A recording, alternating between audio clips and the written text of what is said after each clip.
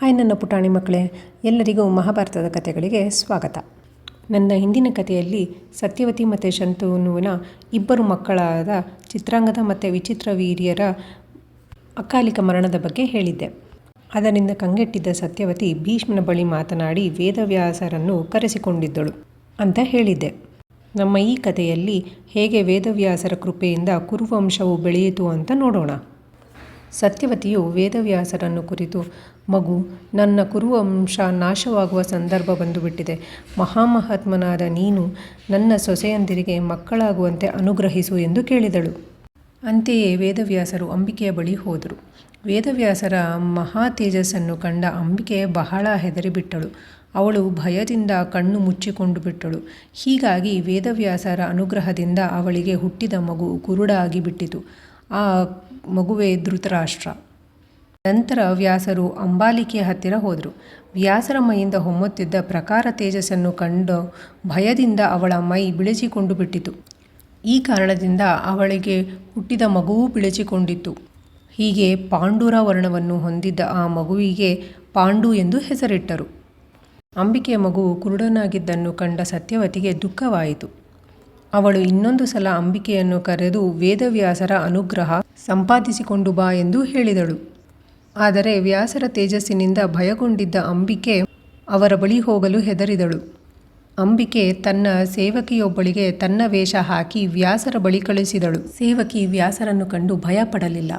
ಅವಳು ಭಕ್ತಿಯಿಂದ ವ್ಯಾಸರಿಗೆ ಸೇವೆ ಸಲ್ಲಿಸಿದಳು. ವ್ಯಾಸರ ಅನುಗ್ರಹದಿಂದ ಅವಳಿಗೆ ಒಂದು ಮಗು ಹುಟ್ಟಿತು. ಆ ಮಗುವೇ ಮುಂದೆ ಧರ್ಮಾತ್ಮನಾಗಿ ಬೆಳೆದ ವಿದುರ. ಧೃತರಾಷ್ಟ್ರ, ಪಾಂಡು ಮತ್ತು ವಿದುರರ ಜನನದ ನಂತರ ರಾಜ್ಯವು ಬಹಳ ಅಭಿವೃದ್ಧಿಗೆ ಬಂದಿತು.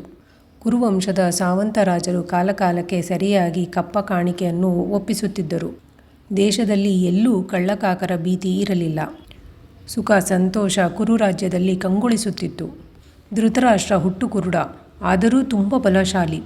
ಪಾಂಡು ಮತ್ತು ವಿದುರರೊಡನೆ ಅವನು ಬ್ರಹ್ಮಚರ್ಯವನ್ನು ಸ್ವೀಕರಿಸಿದನು.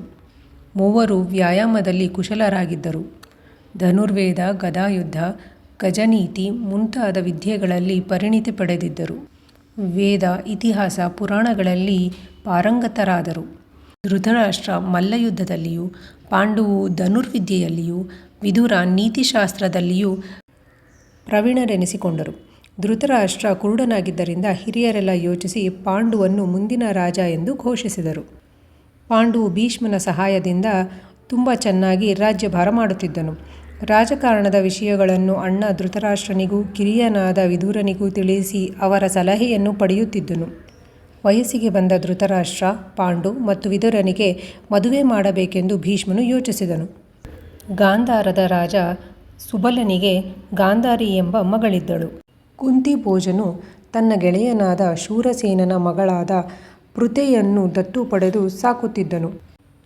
ಗಾಂಧಾರಿ 100 ಜನ ಮಕ್ಕಳನ್ನು ಪಡೆಯುವ ಒಂದು ವರವನ್ನು ಶಿವನಿಂದ ಪಡೆದಿದ್ದಳು.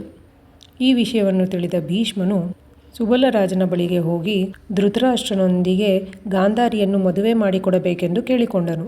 ಧೃತರಾಷ್ಟ್ರನು ಕುರುಡನೆಂದು ತಿಳಿದಿದ್ದರೂ ಸಹ ಕುರುವಂಶದ ಹಿರಿಮೆಯನ್ನು ಅರಿತಿದ್ದ ಸುಬಲರಾಜನು ಈ ಸಂಬಂಧಕ್ಕೆ ಒಪ್ಪಿಕೊಂಡನು. ಗಾಂಧಾರಿಯೂ ಸಹ ಧೃತರಾಷ್ಟ್ರನನ್ನು ಮದುವೆಯಾಗಲು ಸಮ್ಮತಿಸಿದಳು. ಶೀಘ್ರದಲ್ಲೇ ಅವರಿಬ್ಬರು ವಿವಾಹ ನಡೆಯಿತು. ನನ್ನ ಗಂಡನಿಗೆ ದೃಷ್ಟಿ ಇಲ್ಲದಿರುವಾಗ ನಾನೇಕೆ ಆ ಭಾಗ್ಯವನ್ನು ಅನುಭವಿಸಲಿ ಎಂದುಕೊಂಡು ಗಾಂಧಾರಿಯು ತನ್ನ ಕಣ್ಣುಗಳಿಗೆ ಶಾಶ್ವತವಾಗಿ ಬಟ್ಟೆ ಕಟ್ಟಿಕೊಂಡು ಬಿಟ್ಟಳು. ಕುಂತಿಭೋಜನು ತನ್ನ ಗೆಳೆಯನಾದ ಶೂರಸೇನನ ಮಗಳಾದ ಪೃಥೆಯನ್ನು ದತ್ತು ಪಡೆದು ಸಾಕುತ್ತಿದ್ದನು. ಕುಂತಿಭೋಜನ ಸಾಕಿದ್ದರಿಂದ ಪೃಥೆಯನ್ನು ಎಲ್ಲರೂ ಕುಂತಿ ಎಂದು ಕರೆಯಲಾರಂಭಿಸಿದರು. ಕುಂತಿಯು ಸುರಸುಂದರಿಯಾಗಿ ಗುಣವತಿಯಾಗಿ ಬೆಳೆದಳು. ಕುಂತಿಭೋಜನು ಕುಂತಿಗೆ ವಿವಾಹವನ್ನು ಮಾಡಲು ನಿಶ್ಚಯಿಸಿದನು. ಕುಂತಿಭೋಜನು ಅವಳ ಸ್ವಯಂವರವನ್ನು ಏರ್ಪಡಿಸಿದನು. ಅಲ್ಲಿಗೆ ಪಾಂಡುರಾಜನೂ ಹೋಗಿದ್ದನು. ಕುಂತಿಯು ಸ್ವಯಂವರ ಮಂಟಪದಲ್ಲಿ ಪಾಂಡುರಾಜನನ್ನು ಮೆಚ್ಚಿ ಅವನ ಕೊರಳಿಗೆ ಹಾರವನ್ನು ಹಾಕಿದಳು. ಕುಂತಿಭೋಜನು ಅವರ ವಿವಾಹವನ್ನು ವಿಜೃಂಭಣೆಯಿಂದ ನೆರವೇರಿಸಿದನು.